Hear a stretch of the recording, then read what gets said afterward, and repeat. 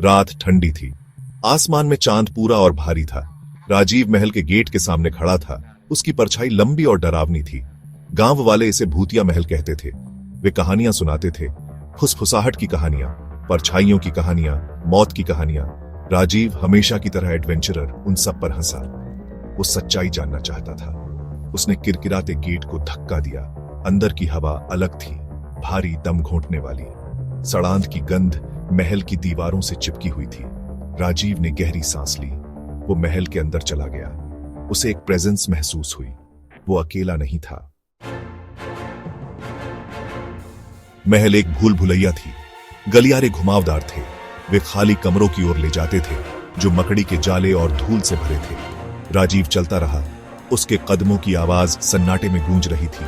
फिर उसने उसे सुना, एक फुसफुसाहट, धीमी और हल्की। ऐसा लग रहा था जैसे दीवारों से ही आ रही हो। वो रुक गया, सुन रहा था। फिर से वही आवाज आई, एक आह, एक कराह। वो सोर्स का पता नहीं लगा सका। उसे ठंड लग रही थी। हवा और ठंडी हो गई। कोई उसे देख रहा था। वो अपनी पीठ पर उसकी बर्फीली निगाहों को महसूस कर सकता था। वो जल्दी से मुड़ा। परछाई में एक आकृति खड़ी थी, एक औरत। उसने सफेद साड़ी पहनी हुई थी। उसका चेहरा अंधेरे में छिपा हुआ था, लेकिन वो उसकी आंखें देख सकता था। वे चमक रही थीं, अंधेरे में दो अंगारे। वो उसकी तरफ बढ़ी, मौत की तरह खामोश। उसकी आवाज जब उसने बोला, एक दर्द भरी फुसफुसाहट थी।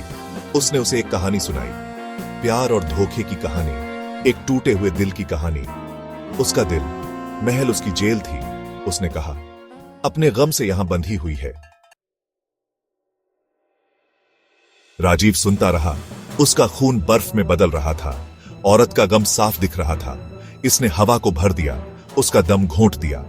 उसने एक ऐसा आतंक महसूस किया जो उसने पहले कभी नहीं जाना था। उसे भागना था। वो मुड़ा और भागा। उसने पीछे मुड़कर नहीं देखा। औरत के रोने की आवाज उसके पीछे गूंज रही थी। वो महल के फाटकों से बाहर निकला, हाँफ रहा था। पूरा चांद उसका मजाक उड़ा रहा था। वो इस रात को कभी नहीं भूलेगा। उसने भूतिया महल की सच्चाई जान ली थी। ये सच्चाई उससे कहीं ज्यादा भयानक थी जितना वो सोच सकता था।